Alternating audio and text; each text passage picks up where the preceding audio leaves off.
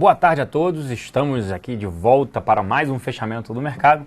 Eu e André Moraes, e hoje teve FONC e terá Copom.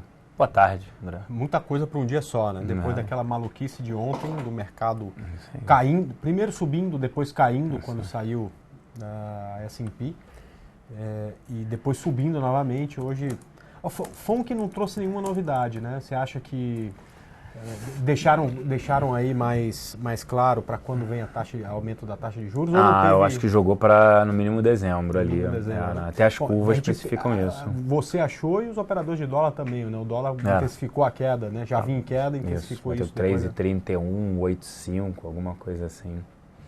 Mas intensificou. O que é engraçado é o seguinte, o Copom, a decisão de juros é só à noite.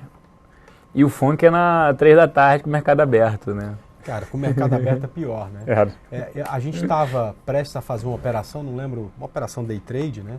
E aí era 2h45 e eu estava explicando por que a gente não faria aquela operação. Porque provavelmente o mercado, aquele ativo, eu não sei se era o dólar, iria primeiro subir ou primeiro cair, depois iria subir, iria estopar no day trade quem estava comprado, quem estava vendido e depois ia para o mesmo lugar. A partir daí sim, só a gente teria uma direção mais provável. Aconteceu isso com o dólar. Primeiro ele caiu, depois subiu e depois caiu de novo. Quer dizer, tirou todo mundo do jogo, tanto quem está comprado quanto quem está vendido, né? Bom, acho que hoje é meio que consenso a alta de 0,5 no futuro? No Copom, Selic, né? Na Selic.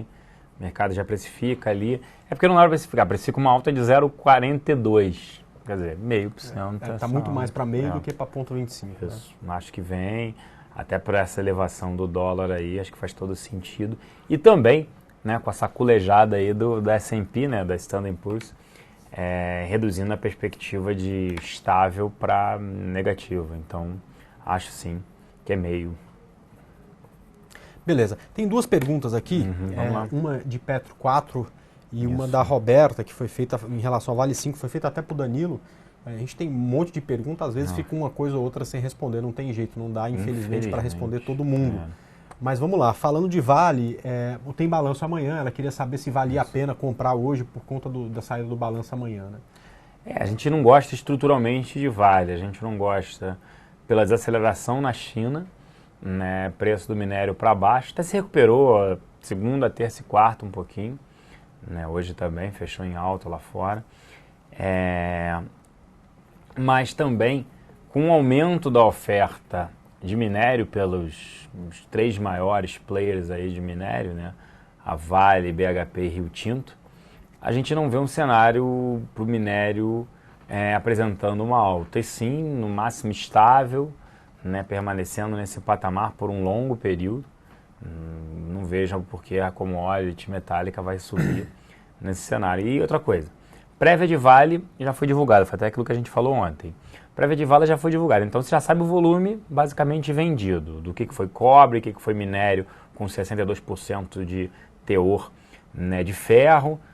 Então, o que é Pelotas, o que não foi, você já tem ideia do que ela vendeu. Aí você vai jogar o preço, pode ser para cima, pode ser um pouco para baixo. Então, a margem pior, melhor, mas eu não vejo motivo para comprar. A resposta vem, né, independente de se o balanço vem com lucro ou com prejuízo, é sempre importante se vai vir acima ou abaixo do que a maioria dos analistas esperam, né?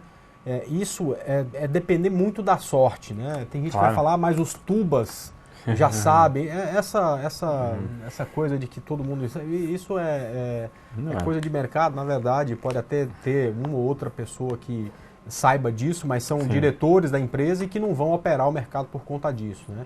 Na verdade, é muito difícil. É contar com a sorte exatamente se vai ter gap de alta ou de baixo, ou se vai amanhecer no 0 a 0. Então, eu pelo menos, nunca recomendo isso, né? Estudo de balanço é algo feito pensando no médio e longo prazo, não sei se você concorda. Para o dia seguinte, é depender muito da sorte. Então, não tem como recomendar uma operação de compra ou de venda no papel baseado no balanço que vai sair depois do fechamento do mercado, ou amanhã de manhã, não sei se... É amanhã de manhã? Acho que é amanhã de manhã, antes da abertura do mercado. Lembra até ontem a gente falou de pão de açúcar, o VET perguntou, poxa, vou short pro resultado? Eu falei, acho que sim, o resultado vai vir fraco, deve vir pior do que a expectativa. E veio A ação abriu em queda, daqui a pouco virou e subiu. Pois é. Aí você fala, pode ser o pessoal gerando short. Pois é, não, pode ser até coisa mais. O balanço veio ruim, mas o cara no final da apresentação falou alguma coisa que criou uma expectativa, quer dizer, isso é contar muito com a sorte. Então, bom, enfim, tem uma pergunta em relação a Petro 4. Antes de mostrar o gráfico, eu só queria falar de novo, né? Tem gente, olha Petro 4, 2 dias de alta forte e tal. Felizmente, para quem acompanhou a gente na Arena do Investidor, a gente até conseguiu, tanto ontem quanto hoje, fazer bons day trades na Petro, né? Então hoje também teve uma operação maravilhosa de day trade na Petrobras. A gente esperou, teve paciência, esperou o mercado abrir, esperou notícia dos Estados Unidos que tinha às 11 e pegamos um bom day trade. Mas, gente, a Petrobras ainda tem tendência de baixa. Isso não vai reverter da noite para o dia porque ela subiu 10%. Na verdade, é o tal do elástico que a gente falou. Você estica o elástico para baixo. Ela estava lá em 13, esticaram até 8 e pouco. De repente solta, ela volta, sei lá, 20%, 30%. Mas isso nada é do que o ajuste da queda. Ela pode reverter tendência? Pode. A situação dela pode mudar nos próximos meses? Pode. Mas não existe, por enquanto, nenhum sinal disso, né? E tanto é que eu vou vir para o gráfico aqui, se puderem mostrar o gráfico aí de Petro 4. Produção. Tá?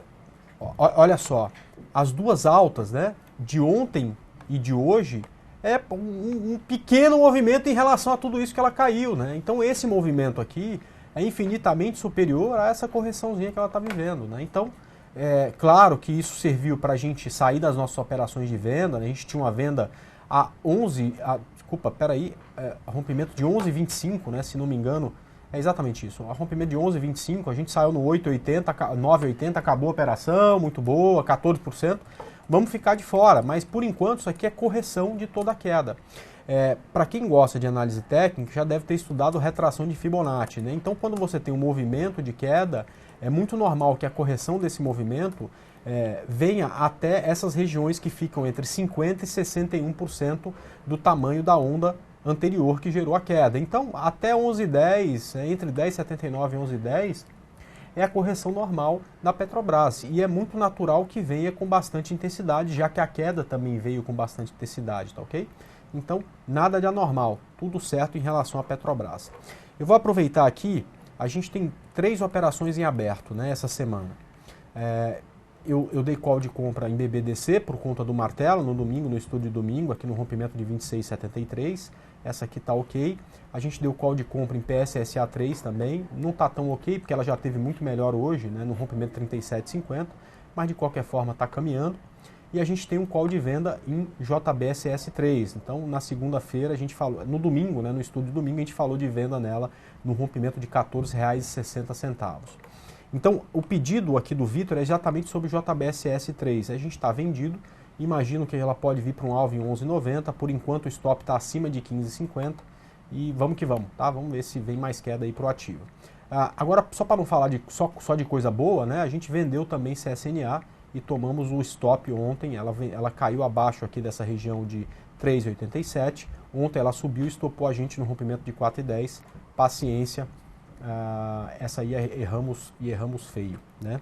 Agora, o Celson, tem uma pergunta para você aqui sobre Braskem. O que você está achando? Mudou alguma coisa? Continua extremamente negativo, não só com o mercado doméstico, porque a gente tem uma desaceleração muito forte, né? E petroquímico funciona para tudo, roupa, veículo, plástico, tem para todos os tipos, né? Polímeros, polietilenos, polipropilenos são utilizados. O principal insumo para a indústria petroquímica é nafta, e aí ela vai craqueando para transformar isso em eteno e depois seus derivados, como você tem isso, polietilenos, polipropilenos. E a gente está vendo uma desaceleração muito grande, por exemplo, a indústria, né?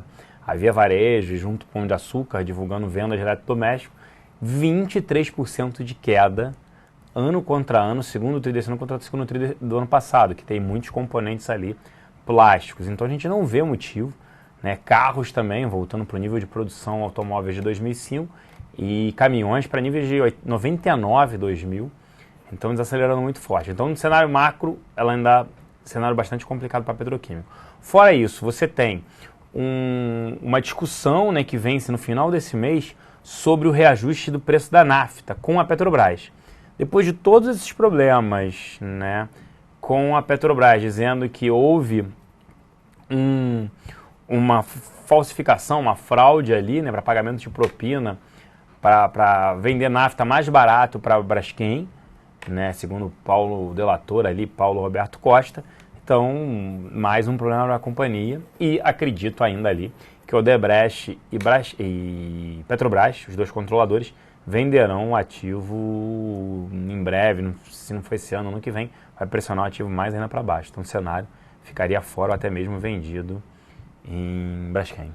Perfeito. Tem uma pergunta aqui do Juca sobre a Equatorial, EQTL3. Excelente empresa. Que muito provavelmente vai entrar aí. Sim, o fluxo deve continuar de alta para o ativo. O fluxo, então não está completamente precificado, você acredita? Não, acho que não pode. Ela é um ativo bem interessante. Se você olhar quem são os holders, né, os acionistas, são grandes fundos do Rio de Janeiro, que adoram o ativo.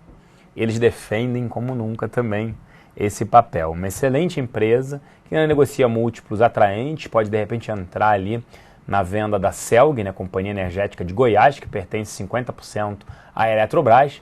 É uma empresa interessante, ela também poderia entrar. E eles sabem como faz uma redução de gastos, como aumentar a margem, e dado o market cap da empresa, né, o seu valor de mercado é subindo, e o índice de negociabilidade aumentando, ela tem tudo para entrar no índice junto com o Raia Drogasil, que é outra que também não parou de subir. Quem deve sair é Marco Polo. Eu estava comentando isso na sala. Marco Polo sai, acho que tem mais uma que sai. O resto, assim, Ambev reduz, Brasil Foods reduz, ganha participações elétricas, perdem participação, mas entra Equatorial. Tem isso também que eu estava checando. Legal. Bom, deixa eu vir aqui um pouco para o gráfico, responder umas duas perguntinhas que tem aqui. Primeira sobre o CROT 3, né? Opa, digitei errado aqui. CROT 3, vamos lá. O pessoal, talvez por conta da alta do ano passado, dos últimos, de 2013 e 2014, o pessoal gosta bastante dela, né? Bom, está em tendência de baixa, a gente falou de venda desde que teve esse rompimento aqui dessa congestão. Está tentando se segurar aqui nessa região, até esperava que tivesse um repique para pensar em vendas num valor mais alto, mas não tem acontecido. Fica muito atento com essa região aqui de R$ 9,00, porque abaixo disso, né, fica muito, muito, muito feia. A gente, quando passa para um gráfico semanal, um gráfico de maior período, a gente percebe que suporte abaixo disso só na região de 6,76, tá? Então, muito cuidado aí com o CROT 3, principalmente abaixo desses R$ 9,00. E se ela fizer um desenho bonito aqui, a gente pode até pensar numa venda, caso haja esse rompimento. Depois, BBAS3, assim como as outras duas, né? Você sabe que eu dei um day trade hoje em BBAS3, né? A gente fez 2 day trades na parte da manhã, Celso. Foi nesse ponto aqui a compra, né? No rompimento aqui de 21,06, nesse candle exatamente. E a gente está posicionado durante todo o dia. Antes de sair da sala, eu falei para mudar o stop para 21,37, o alvo é 21,80. Vamos ver se até o final do dia, aí, ó, falta aí 10 minutos para encerrar o pregão, ela chega lá nos 21,80. Se chega lá, vocês avisam, pessoal, para a gente relembrar disso aqui, tá? Tá quase chegando lá. Mas isso é operação day trade, né? O swing trade, ela largou o martelo, assim como Itube, assim como o BBAS. Eu preferi, como o Bradesco, eu preferi o call de Bradesco, né? A gente comprou aqui no rompimento de 26,73, mas a BBAS também está muito bonita. Agora é para repique aqui nas médias, é para ficar atento aqui nessa região, porque aqui pode virar para baixo e continuar na tendência de baixa. E aí, eu vou falar um pouco de Embraer, MBR3, e o pessoal pediu para nós dois olhar Embraer. A pergunta é, primeiro, como é que está o gráfico de Embraer? Completamente consolidado, não tem direção, não tem o que fazer. Qualquer operação se romper essa linha para cima, a gente pensa em compra, se romper essa linha para baixo, a gente pensa em venda. E se o pessoal está falando se você acha que Embraer está tão bem assim, o que justifica ela pelo menos não está acompanhando o Ibovespa nesse momento? Ela é totalmente contrária ao Ibovespa. Se for olhar até o beta dela, eu diria que é muito baixo, 0,40, tende a ser, ela não acompanha o Ibovespa. É um ativo muito mais, né, com exposição internacional, vendas de aviões, e não é para o Brasil, vendas de aviões para exportação, receitas em dólar, uma parte dos custos em reais, boa parte deles, né, mão de obra, você também tem toda a parte de aluguel. Então a gente gosta do ativo, mas é óbvio que depende de dólar. Num dia como hoje, né, com o dólar caindo, ela tende a sofrer. Mas olharia, é um ativo caro, não é um ativo barato. E ele anda conforme o que a gente chama, conforme ela aumenta o backlog, que são as carteiras de pedidos firmes de novos aviões. A carteira dela já é... 22 bilhões de dólares. Nada mal, né? Nada mal. Carteirinha de entrega de avião. Impressionante o tamanho da carteira. Bateu o recorde. A empresa não compra avião. Não compra não. Tô lá comprando. Ter empresa aérea é ruim. Já quem tem empresa de avião é bom. Boeing, Airbus, Embraer é interessante. Pô, você está dizendo, você tem 3 fornecedores para o número de companhias aéreas que você tem. Então, assim, a barreira de entrada para montar uma empresa de aviação, ou seja, uma construtora, né, uma montadora, digamos assim, de um avião, é muito grande. Mas para a empresa aérea tende a zero, né? E olha o número de empresas que a gente... Fala o nome das empresas há 15 anos atrás no Brasil. Né? De repente, você tinha Transbrasil, Varig, VASP, Itam. Agora você tem Gol, Avianca, Azul, Itam que é LAN, né? Não é nem mais TAM só. Perfeito. E aí, já emendando, o pessoal também pediu para dar uma olhada, o convidado 6253 em Energias Brasil, se está tão bem também. Ela mostrou, né? Ela até reportou a prévia de volume de vendas, né? É uma empresa boa, bem gerida, né? O controlador é EDP, Energias de Portugal, é bem gerida por eles. Mas ela está focada ainda, principalmente no interior de São Paulo, né, em algumas regiões do estado de São Paulo, em distribuição de energia. Ela mostrou uma queda no volume de energia vendida, principalmente na parte de indústria. Residência é mais difícil hoje a gente cortar o volume de energia, mesmo com aumento de preço, porque todo mundo já passou para a época do racionamento em 2002, né, e todo mundo já cortou, né, o que podia, troca de lâmpada, tudo isso. Mas a indústria cai. Eu, particularmente, né, nossa área de análise, não recomendo exposição aos ativos de distribuição de energia só equatorial. Equatorial a gente gosta, mas Energias do Brasil não teria CEMIG, nada disso. E também recomendamos transmissão de energia, que é a Taesa, TAE11, né? Mas Energias do Brasil não teria, acreditando que o volume de energia vai cair mais, ainda pode ter uma interferência governamental em termos de preço. Então a gente prefere ficar de fora desse setor de distribuição. O pessoal está comentando que Taesa caiu hoje e algumas ações mais defensivas caíram hoje. Acho que aquilo que você falou ontem, né? Pô, tá todo mundo, né, comprado em ações de pouco risco. Sim. Quando você tem uma perspectiva de melhora no mercado, melhora no cenário, mesmo que seja coisa de 3, 4 dias, o pessoal sai dessas ações mais defensivas para ir para ações que oferecem mais risco. E aí essas ações mais defensivas sobem. Mas o primeiro sinal de que está tudo do mesmo jeito, o mercado voltar para a tendência, o pessoal acaba voltando para essas ações. Então é natural que você tenha um problema como esse. Eu não acredito em bull market, mas se a gente tiver um movimento de tendência de alta, não vai ser Ambev, não vai ser Cielo, não vai ser CETIP, BB Seguridade que vão andar pra caramba. Vai ser Petro, Vale, CSN, Uzi Minas, Gerdau, ativos que caem em 25% no mês. Aí subir 5, 10%, óbvio, corrige. Corrige porque tem muita gente short, tem muita gente que caramba, esse ativo ninguém tem, eu tenho que comprar para me igualar um pouco o índice, não ficar para trás, que eu tenho muito caixa, então tem N motivos nesse caso. Bom, vamos lá. Só para responder por completo aqui Cielo, eu queria mostrar o gráfico aqui de Cielo. Sim. Cielo 3, né? É o que a gente está falando. Hoje até foi um dia de alta para ela, mas vem de alguns dias de correção. Eu gosto do ativo, graficamente é muito bonito, mas ela não tem um bom gerenciamento de risco aqui. Quer dizer, o topo está aqui, o stop está aqui embaixo, ela está no meio do caminho. Então você tem muito pouco a ganhar e para o tanto que você pode perder se tiver um stop, né? Então o ideal para ela é ficar lateral mais perto desse rompimento para a gente encontrar um stop aqui mais perto no eventual entrada, tá? Agora já respondendo também, esse foi o Rock Trader que pediu, o convidado 461 pediu para dar uma olhada em Smiles 3, outro ativo que sofre do mesmo problema que a gente acabou de falar, no dia de Bolsa Bom ele acaba sofrendo um pouco, porque tem aí tendência de alta, olha só que coisa, né? Enquanto o mercado cai, então é natural que sofra. Muito atento com essa região aqui, para quem faz operações mais curtas, stop abaixo de 51,67. E para quem faz operação de position, né, stop abaixo de R$50. E BVMF3, que é uma ação que também sofre muito nesse momento, é o que eu falei hoje de manhã para vocês. Tinha um retângulo, rompeu o retângulo para baixo. O alvo do retângulo era exatamente essa região e ela está aqui brigando, mas não consegue ter força para voltar aqui nessa região, que era o que a gente gostaria, para pensar em novas vendas. Não compra, porque o ativo, por enquanto, tem tendência de baixa. Celso, o pessoal está falando de Vivit. Parece que teve balanço dela e ela subiu bastante, mas o balanço não veio tão bom. Não, o balanço foi neutro, é isso que você estava falando. O pessoal falando, os tubas sabem de tudo. Se soubesse, a ação subiu 8% no dia. Exatamente. Esse é o maior exemplo. O balanço veio o quê? Neutro. Basicamente, o mercado esperava o EBIT dali de 3 bi 100, esperava a receita na casa de 16 bilhões de reais e o lucro 900 e tantos milhões, tudo em linha com o que o mercado esperava. Poxa, mas então você tá maluco, como é que sobe 8%?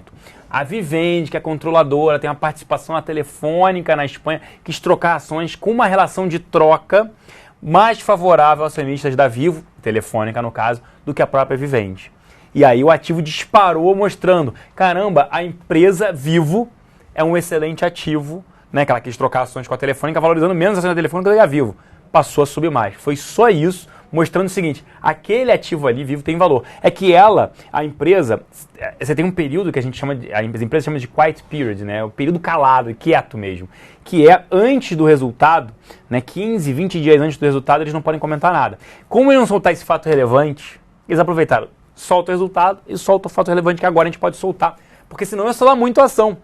E aí também, os diretores não podem comprar tudo isso. Então eles podem ter conhecimento do assunto, mas não podem comprar o ativo. Eu gosto do ativo, a gente na área de análise gosta da exposição a Vivo, muito porque ela é uma grande, boa pagadora de dividendo, ganhou market share no pós-pago, que é o principal, né, do celular. Ela cresceu 13% ano contra ano a base e o market share de adições líquidas foi de 44%. No pós-pago que dá dinheiro, né? A Vivo faz uma propaganda para... E ela não briga com preço, ela briga por produto, serviço. Né? Quero entregar o melhor serviço. E não o produto mais barato. A propaganda dela é isso. É onde pega o celular dela, em todos os lugares. Como é da Claro. Já da Oi, da TIM é diferente. É uma interessante empresa, boa pagadora de dividendos. Ela falou que cresceu absurdamente a parte da GVT. Então teria, a gente já vem falando isso, o ativo estava R$ 42, R$ 41, estava molezinho, chegou a bater 52, acho que ele pode voltar para casa de 50, 52 reais. Perfeito. Isso você está falando de médio e longo prazo. Né? Isso. Agora, eu risquei da minha lista de ativos para operar no curto prazo essas operações, essas ações de telefonia. Ah, o Oi não dá, tem evento no meio do caminho. É tanto rolo, é tanta tem coisa. Tem evento para acontecer. Nossa senhora. A Oi pode comprar TIM ou a TIM pode comprar Oi. Onde você se posiciona? Se a Oi comprar TIM, vai ter que emitir ações, vai pagar caro, vai sofrer. Mas se a TIM comprar a Oi pode subir.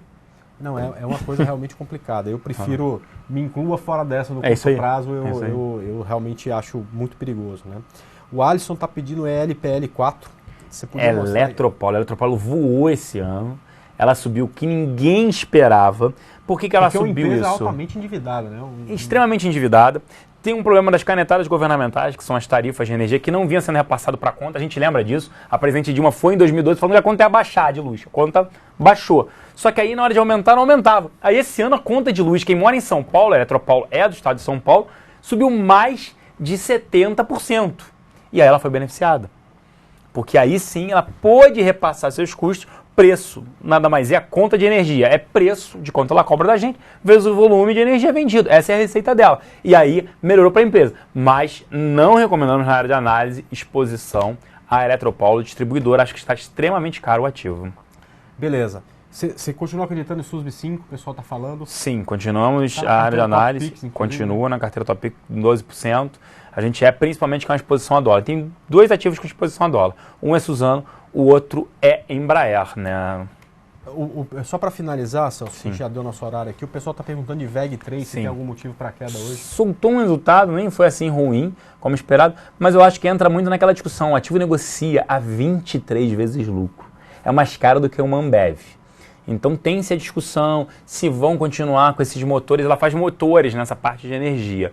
É um ativo excelente, excelente gestão, excelente ativo. Mas 23 vezes num cenário que de vez em quando você está tendo essas alta na bolsa, a pessoa olha e fala assim, pô, não tem muito upside. É um ativo caro. Nesse a gente recomenda uma proteção chamada Fence, né, para o ativo. O ativo corrigiu bem, a gente achava ele extremamente caro, vinha sendo puxado constantemente, reportando resultado acima de resultado. Só que agora está numa tendência que a gente começa a pensar assim, acho que não tem mais o que subir. Ela tem que surpreender positivamente. O resultado foi bom, mas não surpreendeu. Esse é o problema, né? O ativo que negocia múltiplo muito alto, se ele decepciona um pouquinho... Ele tem que surpreender sempre. Sempre. E pra cima. Quando ele surpreende pra baixo, fala, vem um pouco abaixo de 5%. 5% bate porque o cara joga na perpetuidade, esse número não vale tudo isso. Não vale R$20, não vale R$22. E aí ele acaba vendendo um pouco o ativo. Agora olhando o gráfico, né? VEG é o contrário dessas outras que a gente falou, Petro, Vale, Siderúrgica, né? É o elástico esticado para cima, né? Então o mercado tá caindo 15% nos últimos meses, ela tá subindo 30%. Sim. Na hora que corrige, né, que você solta o elástico, é natural que ela volte também com bastante força. Por isso, pessoal, que quem gosta de gráfico não pode entrar no meio do movimento, que você corre o risco de tomar uma elasticada dessa na cabeça. Você tem que pegar o início do movimento sempre, senão você vai chegar sempre atrasado. Tem até, só para terminar, minha produção, pode falar rapidinho? Teve a CETIP, saiu uma informação no passado que ela podia estar envolvida com propina, pagamento de propina na GRV, uma empresa que ela adquiriu. Eu lembro que por gráfico dava venda, que no dia estava ganhando 7%. Pô, é para vender, é para vender. Aí eu falei, não, tem um evento, aconteceu uma notícia e a empresa, quando ela comprou a GRV, que foi uma empresa de gravame, quando você compra o carro financiado, tá lá aquele alienação fiduciária, Banco Itaú no documento do carro. É isso, ela é responsável por essa empresa. Ela comprou a empresa em 2010 e o possível pagamento de propina tinha sido antes de 2009. E aí queriam, não, o problema é da empresa, são os acionistas anteriormente. Então a empresa recuperou, ela saiu de, sei lá, R$37, foi para baixo de 30, e a gente aqui, cara, tem que ter o ativo, aproveita para comprar esse ativo, aproveita. E no gráfico, falou, não, é tendência de queda, mas teve um evento, então aliando os dois sempre é melhor, né? O técnico ajuda para dizer qual o tempo, o momento para entrada, que no fundamento você fala, não, o ativo é barato, então é barato, pode continuar caindo, vai ficar mais barato. E o técnico ajuda nesse sentido, que é a hora de comprar, é esse o momento. Legal. Bom, tá bom, por hoje acho que é só. Isso, tentei falar Amanhã rápido. A gente volta. E hoje à noite, às 8 da noite, a gente vai fazer uma palestra. Vamos falar um pouco sobre esses acontecimentos de mercado. Vamos estar eu, o Danilo Zanini e o Alisson Correia às 8 da noite. Então não perca, agora tem a programação. Enfim, a gente continua até às 8 da noite. Fique por aqui. Grande abraço, Celso. Até amanhã. Um grande abraço, até amanhã.